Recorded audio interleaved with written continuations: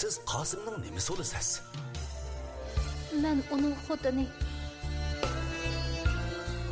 Tom ikki o'rmichichi qaq pachiqiga tushadigan chiroyli cho'kan ekan. Bundan keyin yuzimni qanday ko'tarib yuraman? Agarda men utib olsam, xotiningdan o'tsam, qanday? Har qaysing bu yerga onangni erga bagil kelishdingmi? Seyit begi menga igichi singlig'ini opirib so'labdi. Men hargiz bormayman. Xotinimni o'zimga qo'yinchi nima qil? Unda qilma. Vay shimg'ina va aqsini bir tepma beka. Hozirga kelgicha Qosim oxundan boshqa arzatiga ko'nglimning peshini tutqizib baxmadim. Bechora nafasim qopdi.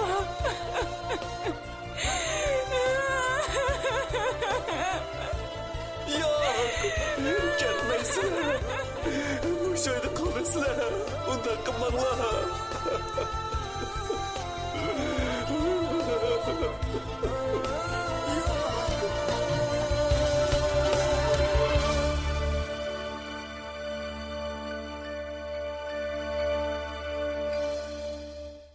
Qemarg'a tikilgan xotin. Oyshem Ismoil tabassum. 12-qism. Qosim Polko'z o'zi bilan o'zi bir hazo maslahat qilgandan keyin Seyitboyning ko'rsatmasiga ma'qul bo'lib o'rnidan turdi. Seyitboy do'stlarcha mehri bilan uning qo'lini chin siqib, ishlariga utuq tilab yo'lga sap qo'ydi.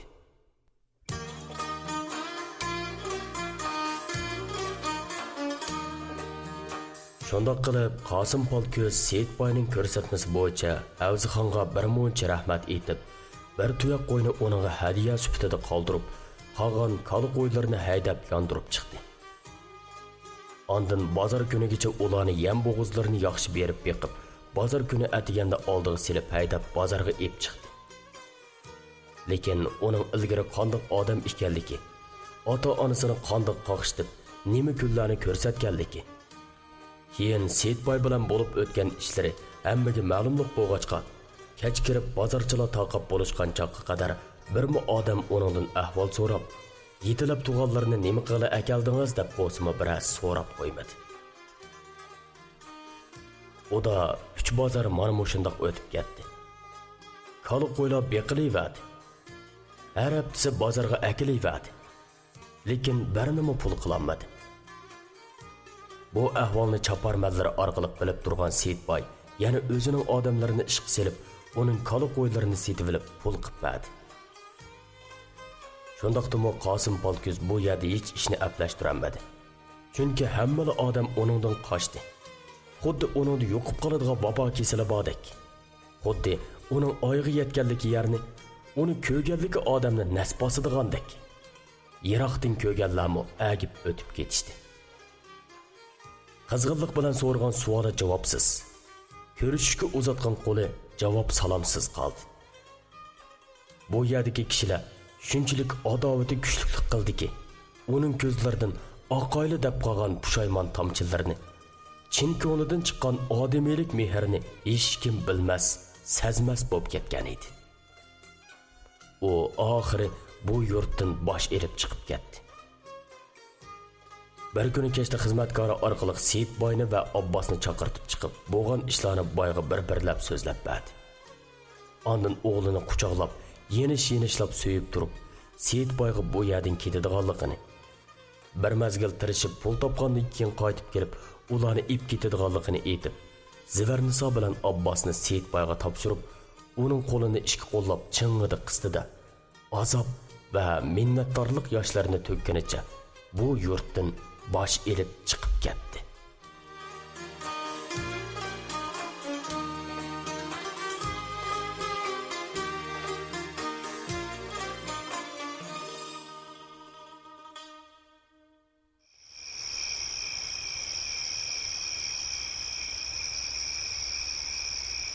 Karsin chirog'ning yo'riqida Abbosning kiyimini tikib o'ltirgan Zivarniso to'lib, at elib, burunqidan ko'p chiroyli bo'lib ketgan edi. Zo'rxon 2 kunda bir qitim uning sochlarini chuvib, qaytadan yuyib, yelimdab, ushoq o'rib, ondan bir kuni marvoyit do'ppisini, bir kuni chiman do'ppisini, yana bir kuni maxmal do'ppisini yoki bo'lmasa sösar tumuqini kiydirib, uni mig'iniga unimay, uni chiroyli yasandırib qo'yatdi.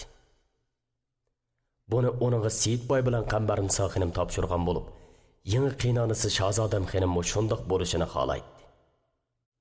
Chunki o'g'li xushal bo'lsa, bu ayol o'g'ildan o'ta xushal bo'ladi.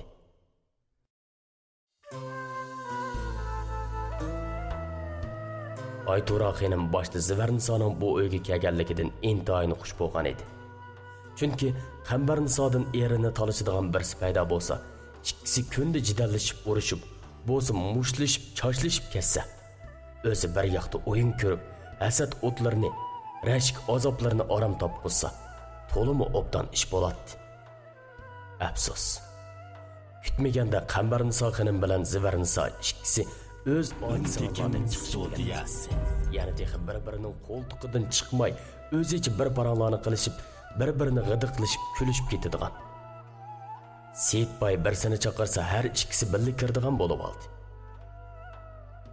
Texi ikkisi Shahzodam xonimning yeniga kunda necha qatirab, birisi putini tutsa, birisi beshini beqib, birisi olma aqlasa, birisi yalpib, kelinlikni burunqidan obdan voyaga yetkizgili turdi. Bularni ko'rib, Aytura xonimning hasad o'tlari g'azab biltisiga o'zgarib, har qachon o't ilish ehtimolligi bor xatarga aylanib qoldi. Bir necha qitimliq chiqib olib, bo'zaq qilish plani Shahzodam xonimning qanot ostiga elishi bilan bitchit bo'lgandan keyin Seyitboy Zivarnisoni uyda asosan yolg'iz qoldirmaydigan. Yolg'iz qo'yg'idek bo'lsa, onasining yeniga buyurib qo'ydigan bo'lib oldi. Buning bilan cho'ng xotin Aytura xonimning jahli teximi qaytib, eriga tishi tirnoqigacha o'ch bo'lishga boshladi. Ishlar shundoq bo'lib turibmi, Seyitboy Zivarnisoni o'zi bilan bosh qo'shishga zo'rlamadi. U pat-pat kun orlab Zivarnisoning ko'ziga shundoqla qaraydi. Zivarniso darhol ko'zini qochirib, bechoralar tushuklab ketgandan keyin yana bo'pti deb rayoga qo'yatdi. Qambarnisa xonim endi Zivarnisoni qo'dab qechib ketmaslik uchun ko'z quloq bo'lib, uning bilan bir hujrada yotmaydigan bo'ldi. Zivarnisoni bu uyga akagan kuni Shahzodam xonim yillardan beri o'zining xizmatini qilayotgan xizmatkorlardan Ro'zixonni Zivarniso uchun bezalgan xos hujraga xizmatga avatgan edi. Shuningdan keyin Zo'rxon Shahzodam xonimning topshirig'i bilan Shahzodam xonimni qandoq ko'zda ko'rsa, Zivarnisoni shundoq ko'zda ko'rib, xonim desa xonim deb hurmatini qilib, Seyitboy bilan Shahzodam xonimni umidsizlantirmadi. Shahzodam xonimning bundoq qilishidimi sabab bor edi. Seyitboyning cho'ng xotini Aytura xonim Shahzodam xonimning marhum qadinosi Mamtumin karvonning uzun yillik birodari, savdo va karvon ishlaridagi sherikining qizi edi. Seyitboy bilan Aytura xonim kichkidan boshlab ikki oilaning hech oyamlik yo'qlashlari, to'y-to'kun va odamgarchilik ishlarida ancha-muncha ko'rishib turardi. Ular cho'ng bo'lish jarayonida Aytura xonim Seyitboyni yoqtirib qolgan. Buni onasiga deyanmay yurgan Aytura xonim Seyitboydan 2 yosh cho'ng bo'lg'achqa, Seyitboy texi xotin og'idek yoshga kelmasda, Aytura xonimga kelgan elchilar bu so'g'ini teshib yetay deb qolgan. Biroq Aytura xonim hech kimga rozilik bermay, onasi kimning gapini qilsa yo'q deb yig'lab turib olishidan ajablanib, oxiri Aytura xonimning yuragini tanshigan. Shu chaqda Aytura xonim ham xijil bo'lib, ham yig'lab turib, hamda texi 14 yoshga kirgan, biroq bo'y basti egiz, burti sal boldur xat tortib, qo'ramiga yetgan yigitlardek cho'ng bo'lgan, yurish-turish, gap-so'z, salom sohatlardan hech bir kishiga 14 yoshlik boladek ta'sir bermaydigan Seyitboyga ko'ngli tushib qolganligini, uningdan boshqa hech kimga yotliq bo'g'isi yo'qligini aytib, onasining bag'rini ezib tosh tishlab turib olgan. Her ayol ishkalan 5 o'g'ilning ichidagi bu e'tiborli qizning ko'nglini chigishni xohlamay, kelgan elchilarni qizimning beshi bog'liqlik edi deb yo'lga selivergan. Bir yoqdan Aytura xonimning dadisi marhum Mamtumin karvonga gap bo'rtib, bola Seyitni o'zining cho'ng qiziga chetib, uni kuyovul qilish maqsadi borligini bildirib turgan. Gerçi Shahzodam xonim bu omriq o'g'liga o'zidan 2 yosh cho'ng bir qizni, ya'ni kelib Seyitboyning xiyolidimi yo'q birisini ep berishni xohlamagan bo'lsa-mu, ikki oilaning uzun yillik do'stligi, savdo hamkorligining to'xtab qolmasligi uchun Mamtumin karvon to'li so'zlab yurib, oxiri Shahzodam xonimni ma'qul qilgan. Ikki uydagilar maslahatlashish orqali 2 yil ta'xir qiladigan, o'choqqicha bola Seyit sal yeshig'i to'shadigan, to'y ishini ondan maslahat qiladigan qarorga kelib, yomon mubaktasda 2 yilni to'shqizgan. O'choqlarda bola Seyit texi xotinning nimaligini, muhabbatning nimaligini, oilaning nimaligini to'liq bilar yoshda emas edi. O'zi bilan taqdimatlik boy bolalar bilan ot choptirish, top o'ynashga yerisman bola Seyitni dadisi o'ynab yurgan yeridan chaqartib kirib, to'yliq kiyimlarini kiygizibla bir muncha erlar o'ltirgan so'rinning to'riga chiqarib qo'ygan. Odam dengiziga aylangan o'ylasiga qarab uning ichi pushqan. Harakat qilishga qulaysiz, o'zi yoqtirmaydigan volvul to'yliq kiyimlar uning ichini siqqan. Tushdan keyin bo'lganda necha mabliga sig'dalgan bir to'p odam dab-tuttar tarashitganicha berib Oytura xonimning kangri ozoda yettikidinmi chiroyli qilib yasalgan uylarga liqqida bo'lib o'ltirishgan. Bir qator rasmiyatlar ado bo'lib, yeydiganlar yeb, oladiganlar elib bo'lganda Seyit boy bilan chiroyli kiyindirilgan, yuzini garis to'r ro'mol deyib olgan Oytura xonimni bir mapiga birga o'ltirg'izib, yana uyga qaytirib kelishgan.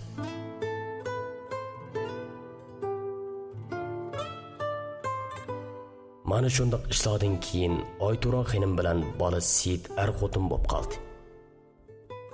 Oytura xonimga qanday xotin bo'lishni onasi bilan yengillar to'li o'gitib shama qilayotgan bilan bola Seyitga qanday bo'lishni o'gitish osonga to'xtamadi. Ular ha deganda so'qishib qilib, uşaq ishlar uchun takallashib, jidallashib yurdi.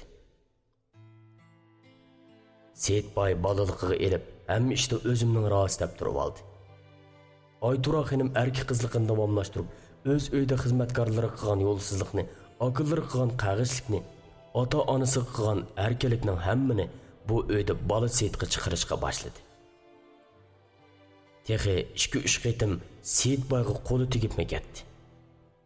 Oytura xonim Seyit boy kichik bo'lg'achqa muhabbatini to'g'ri ifodalay, hadisi uni boshqurib, uydan taloqqa chiqmaysan, barliq ishlaringni qo'yib, kech-kunduz menga hamroh bo'lasan.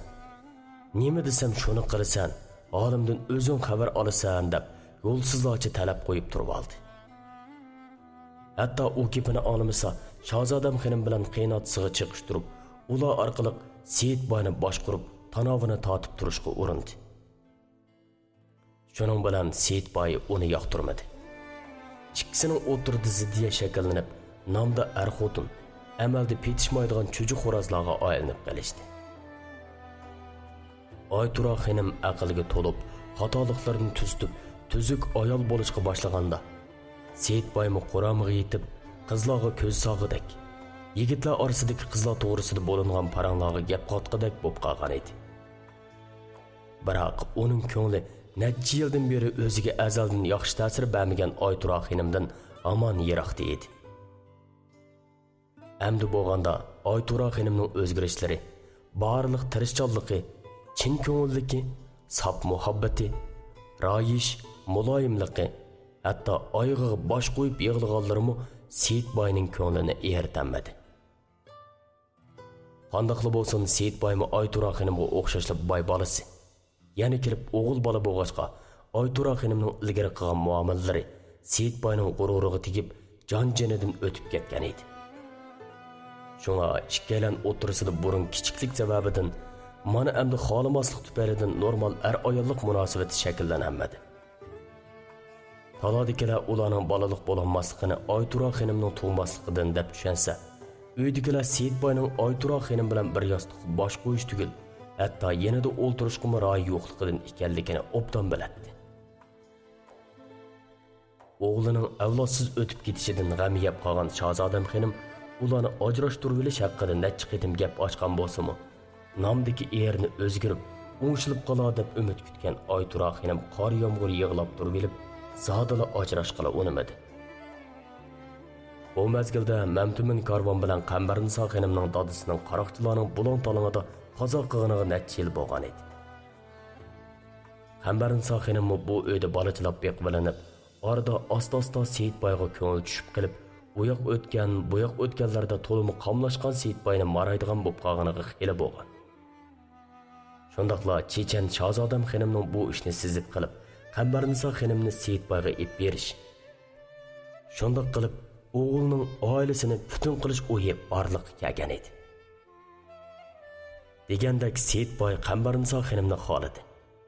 Xohlagandimi to'y bo'libla amroq er-xotinlardan bo'lib kelishdi. Gerçi ular ikkisi ecil inoq o'tib kelayotgan bo'lsa-mu, Seyitboyning azaldan boshqa qiz ayollarga yoki o'z xotini bo'lmish Qambarnisa xonimga Zivarnisaga bog'langanchilik bog'lanib, uninga parvona bo'lganchilik voy deb baqqanligini ko'rmagan Shahzodam xonim o'g'lining Zivarnisaga kuyib qolganligini sezgan edi. Zivarnisa bu o'lga kelgandan beri bosh qo'shishga xislab boqmay, hech bir ishda tavini chekmay, ko'zining ichiga qarab e'tiborliganligi, uni hadisa Oytura xonimni qo'dab, hech qaysi xotiniga ep bermagan qimmatbaho kiyim-kechak, ziba-zinnatlarni ep berib, texi o'z pushtidan bo'lmagan Abbosga qaraydiganga yilliqchisining 15 yoshli qizi Gulsumni uning oilasiga bir yilda 2 tuyoq kala, 5 tuyoq qo'y, 30 chorak qo'noq, 30 chorak bug'doy berib, barliq yemak ichmiki, kiyim-kechki mush uydan bo'ladigan. Taki Gulsum yotliq bo'ladigan chaqqichi Zivarnisaga yordamlashib, Abbosga qaraydiganga bola boqquch qilib, to'xtatib berganliklarini bilib turadi. Seyitboy o'z suygan ayol bilan birga yashab, o'zini baxtli his qilsa, mana bu Shahzodam xonimning baxti edi. Shu sababdan boshda avatganda bir mazgildan keyin Ro'zixonni yenimga akilib olaman deganni ko'ngliga tutgan Shahzodam xonim endi uni shu yerda qo'yish, uning jikilab Zivarnisani bir amallarni qilib Seyitboyga rohini berishga ko'ndirish vazifasini topshirdi. Chunki Seyitboyning Qosim Polko'zga o'z kuchingga tayanib pul tepib kelsang, Zivarnisani sana qaytirib beraman deb so'z etqinidan xabar topgan bu mehribon ona Qosim Polko'z haqiqatan pul tepib kelib, bu kelinni ip ketish da'vosi qo'ycha, uni bu uyning ayrilmas a'zosi qilib olishni niyat qilib bo'lgan edi. Bir kuni Oytura xonimning xizmatkori Potamxon Seyitboyning yeniga kelib, qo'l bog'lig'ini chitdi. Kenji xonim silini anikimizning xonasiga kirib qizolansa deydi. Hammalar yig'ilib silini saqlab qopti. Nima? Kenji xonim deganingiz kim o'zi? Zivarnisa xonim. Seyitboy o'zidan aymanib duduqlab turgan xizmatkoriga qarab, fusuqqida kulib tashladi.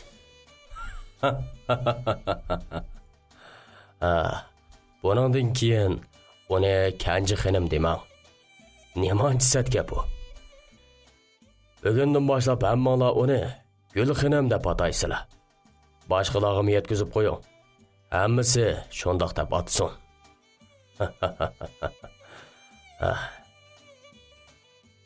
Seyitboyning g'azablanib qolishidan qo'rqib oralda turgan Potamxon bu gapni anglab yenikdan oldi va qo'lini ko'ksiga qo'yib egilib qina xo'p dedi. Ana shundan boshlab Zivarnisaning bu uydagi muborak ismi Gul xonim bo'lib qoldi. O'g'lining shunda qaror chiqarganligini bilgan Shahzodam xonim bir hazo kulib ketdi. Ondan umu xizmatkorlar bo'lsin Gul xonim deb atab odatlandi. Qaynonasi shundoq kunga yerda Oytura xonim bilan Qambarnisa xonim o'zini so'ramasi bo'lmaydi.